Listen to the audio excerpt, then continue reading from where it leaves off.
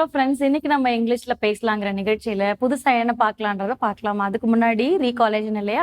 So நம்ம என்ன பார்த்துட்டு இருக்கோம்? பாஸ்ட் பர்ஃபெக்ட் டென்ஸ் அப்படிங்கிற விஷயத்த பார்த்துட்டு இருக்கோம். பாஸ்ட் பர்ஃபெக்ட் டென்ஸ்ன்னும் போது முடிஞ்ச ஒரு விஷயத்த பர்ஃபெக்டா இன்னொருத்தர்கிட்ட கம்யூனிகேட் பண்றோம் அப்படிங்கும் போது அதை எப்படி கரெக்டா சொல்லலாம் அப்படிங்கிற மாதிரி பார்த்துட்டு இருக்கோம் இல்லையா? இதுல பாசிட்டிவ் சென்டென்சஸ் அண்ட் நெகட்டிவ் சென்டென்சஸ்மே பார்த்துட்டு இருக்கோம். ஸோ பாசிட்டிவா இருக்கிற சென்டென்ஸ் எப்படி ஃப்ரேம் பண்ணலான்றதை பார்த்துட்டோம். நெகட்டிவா இருக்க சென்டென்ஸை எப்படி நான் சொல்லலாம், நான் பண்ணல, முடிக்கல, செய்யல அப்படிங்கிற விஷயத்த எப்படி பெர்ஃபெக்ஷனா சொல்லலாம் அப்படிங்கிறத நம்ம பார்த்துக்கிட்டு இருக்கோம் இல்லையா? ஸோ அது கூடவே என்ன பார்க்குறோம், ஒரு ஆக்ஷன் வார்த்தைகளையும் பார்க்குறோம். அதாவது ஆக்ஷன் வார்த்தைகள் இருந்தால்தான் நம்மளால என்ன பண்ண முடியும், ஒரு சென்டென்ஸை பெர்ஃபெக்டா ஃப்ரேம் பண்ண முடியும். ஏன்னா உங்களுக்கும் தெரிய வரும், ஓகே இந்த இடத்துல இந்த வார்த்தை யூஸ் பண்ணா அந்த சென்டென்ஸ் முழுமை அடையும் அப்படிங்கிறது தெரியும். ஸோ அதன் போல நம்ம என்ன பண்ணிட்டு இருக்கோம், டெய்லி ரொட்டீனுக்கு என்ன மாதிரியான ஆக்ஷன் வேர்ப்ஸ் வேணும் அப்படிங்கிறத கலெக்ட் பண்ணி எழுதிட்டு இருக்கோம் இல்லையா? ஸோ இன்னைக்கு உங்களுக்கான ஆக்ஷன் வேர்ப்ஸ் என்ன, அந்த ஆக்ஷன் வேர்ப்ஸ்னுடைய 3 கைண்ட் ஆஃப் ஃபார்ம்ஸ், அதாவது V1, V2, V3, அந்த 3 கைண்ட் ஆஃப் ஃபார்ம்ஸை எப்படி ஃப்ரேம் பண்ணலாம், அதை வச்சு எப்படி சென்டென்ஸும் ஃப்ரேம் பண்ணலாங்கிறது சொல்லி கொடுக்குறேன் வாங்க. ஸோ நம்ம பார்த்துட்டு இருக்க டாபிக் பாஸ்ட் பர்ஃபெக்ட் டென்ஸ் இல்லையா? இதில் நம்ம எக்ஸ்க்ளூசிவாக பார்க்குறது நெகட்டிவ் ஃபார்ம். பாசிட்டிவ் ஃபார்ம்ஸ் நிறைய சென்டென்சஸ் ஃப்ரேம் பண்ணியிருக்கோம். இப்போ நம்ம பார்க்க போகிறது நெகட்டிவ் ஃபார்ம் இல்லையா? ஸோ இந்த எந்த நெகட்டிவ் ஃபார்மாக இருக்கட்டும், பாசிட்டிவ் ஃபார்மாக இருக்கட்டும், நம்ம என்ன வேணும்னு சொல்லியிருந்தோம், வேர்ப் ஃபார்ம் வேணும்னு சொல்லியிருந்தோம் இல்லையா? V1, V2, V3 அப்படிங்கிறது, அதாவது ப்ரெசன்ட், பாஸ்ட், பாஸ்ட் பார்ட்டிசிபிள் அப்படிங்கிறது தான். இந்த இடத்துல உங்களுக்கு பாஸ்ட் மட்டும் வரும், V3 வரும்போது பாஸ்ட் பார்ட்டிசிபிள் அப்படிங்கிறது வரும். ஸோ இன்னைக்கு உங்களுக்கான ஆக்ஷன் வேர்ப் நான் என்ன கொண்டு வந்திருக்கேன் அப்படின்னு பார்ப்போமா? ஃப்ளை அப்படிங்கிற ஒரு ஆக்ஷன் வேர்பை கொண்டு வந்திருக்கேன். ஃப்ளை அப்படின்னா என்ன, நம்ம ஜென்ரலாகவே சும்மா ஒரு கிண்டலாக கூட சொல்லுவாங்க இல்லையா, நீ என்னப்பா மேலே ஜாலியாக பறந்துக்கிட்டு இருக்க அப்படின்னு சொல்லுவாங்க. ஆனால் அந்த ஃப்ளைங்கிற வேர்டை எந்த மாதிரி எப்படியெல்லாம் பயன்படுத்தலாம் அப்படிங்கிறதையும் பார்க்கலாம். ஏன்னா ஃப்ளைங்கிறத மேக்ஸிமம் பேர்டுக்கு மட்டும்தான் சொல்லுவாங்க, பேர்ட்ஸ் மட்டும்தான் பறக்கும் அப்படிங்கிற மாதிரி சொல்லுவாங்க இல்லையா? இது நம்மளுடைய வார்த்தைகளை எப்படி சொல்லலாங்கிறதையும் பார்க்கலாம். இப்போ ஃப்ளை அப்படிங்கிறது ஜென்ரலாக என்ன, பற அப்படிங்கிறது சொல்லுவோம் இல்லையா? ஸோ இந்த ஃப்ளையோட செகண்ட் ஃபார்ம் என்ன சொல்லுவாங்க அப்படின்னா ஃப்ளியூ, FLEW, ஃப்ளியூ அப்படின்றது. அப்போ பறந்தது அப்படிங்கிற மாதிரி. தென் இதோட தேர்ட் ஃபார்ம் என்ன சொல்லுவாங்கன்னா ஃப்ளோன், FLOWN, ஃப்ளோன் அப்படின்னு சொல்லுவாங்க. அப்போ ஃப்ளை, ஃப்ளியூ, ஃப்ளோன் அப்படிங்கிறது தான். இந்த ரெண்டுத்துக்குமே என்ன தமிழாக்கம் அப்படின்னு பார்த்தீங்கன்னா பறந்தது அப்படிங்கிறது தான் வரும். ஸோ அப்போ ஃப்ளை, ஃப்ளியூ, ஃப்ளான் அப்படிங்கும் போது நமக்கு ஃப்ளைங்கிறது மட்டும் தான் பற.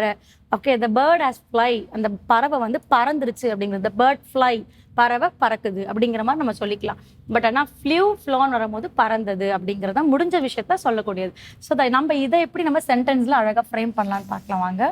ஸோ சென்டென்ஸில் ஃப்ரேம் பண்ணுறதுக்கு யார் வேணும், சப்ஜெக்ட் அப்படிங்கிறவங்க வேணும் இல்லையா? அப்போ நம்மக்கிட்ட சப்ஜெக்ட்ஸ் யாரெல்லாம் இருக்காங்க, I, we,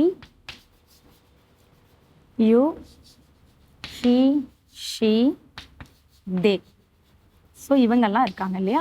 ஸோ அப்போ சப்ஜெக்ட் இருக்காங்க, அதுக்கு யாரெல்லாம் சப்ஜெக்ட்ஸ் இருக்காங்கன்னு எழுதிட்டு, இவங்களை மட்டும் இல்லாமல் நம்ம யாரையும் எடுக்கலாம், நேம்ஸும் எடுக்கலாம் இல்லையா? அப்போ நான் நேம்ஸ் அப்படிங்கிற வர இடத்துல நான் என்ன பண்ணுறேன், பாலா அப்படிங்கிற ஒரு நேமை நான் எடுக்கிறேன். ஸோ பாலாங்கிற நேம் எடுத்திருக்கேன். தென் சப்ஜெக்டில் அதுக்கப்புறம் பாஸ்ட் பர்ஃபெக்ட் பிரகாரம் நம்மளோட ரூல் என்ன, ஏவி இல்லையா? ஏவி நமக்கு என்ன கொடுக்குறாரு, ஹேட் அப்படிங்கிறத கொடுக்குறாரு. எதுக்காக ஹேட் கொடுக்குறாரு அவர், பாஸ்ட் பர்ஃபெக்ட் அப்படிங்கிறதால அந்த ரூலுக்காக அவர் ஹேடுங்கிறத யூட்டிலைஸ் பண்ண சொல்கிறாங்க. ஏவி யார், ஆக்ஸிலரி வேர்ப் இல்லையா? ஸோ அப்போ அதுக்கப்புறம் நம்ம எக்ஸ்க்ளூசிவாக பார்க்குறது நெகட்டிவ் ஃபார்ம். அப்போ ஆக்ஸிலரி வேர்போடு நம்ம என்ன கொடுக்கணும், நெகட்டிவ் ஃபார்ம் நாட்டுங்கிறத நம்ம கொடுக்கணும் இல்லையா? ஸோ கொடுக்கும் போது நமக்கு என்ன ஃபார்ம் அதுக்கப்புறம் ஆட் ஆகும், after AV negative V3. So V3 stands for PP இல்லையா, பாஸ்ட் பார்ட்டிசிபிள். அப்போ ஆஸ் த ரூல் வந்து என்னது, ஒரு subject plus AV plus negative plus PP, past participle. அப்போ ஒரு எக்ஸாம்பிள் எடுத்து எழுதலாமா? இங்கே பாலா இருக்குது, பாலா வச்சு எழுதுவோம். பாலா, ஏவி வந்து ஹேட், பாலா ஹேட் நாட். என்ன பண்ணுறாங்க, ஃப்ளான், நம்ம V3 வந்து ஃப்ளான் இல்லையா? Bala had not flown on the sky. Bala என்ன பண்றாரு, ஸ்கைல பறக்கல அப்படிங்கிறாரு. அப்ப இந்த இடத்துல ஆணுங்கிறது தான் வரும். நீங்க எப்படி சொல்றீங்க அப்படின்னா, எங்கேயோ இருக்கு ஸ்கை வந்து எனக்கு கை கெட்டாத தூரம், எனக்கு இல்லை யாருக்குமே கை கெட்டாது இல்லையா? அப்ப தூரமா இருக்கிறது ஆன், கிட்ட இருக்கிறது இன் அப்படின்னு சொல்லலாம். அப்ப Bala had not flown the sky. அப்ப என்ன பண்ணலாம், பாலா வந்து ஸ்கைல வானத்துல பறக்கல அப்படிங்கிறது. இதே நீங்க சப்ஜெக்ட் வச்சும் எழுதலாம். இப்போ நான் ஒரு ஷீ அப்படின்னு எடுக்கிறேன்னா ஷீ ஹேட் நாட்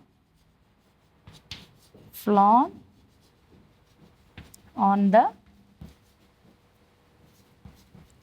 sky அப்படிங்கிறது இல்லையா. இப்போ இது எப்படி சொல்லலாம், அவள்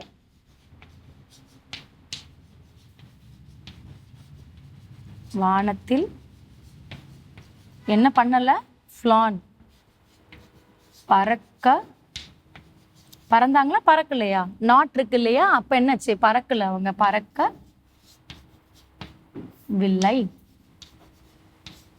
இதுவே நாட் எடுத்தோம் அப்படின்னா என்ன வரும், பறந்தாங்க அப்படிங்கறத சொல்லலாம் இல்லையா. நாட் இருக்கிறதுனால பறக்கவில்லை.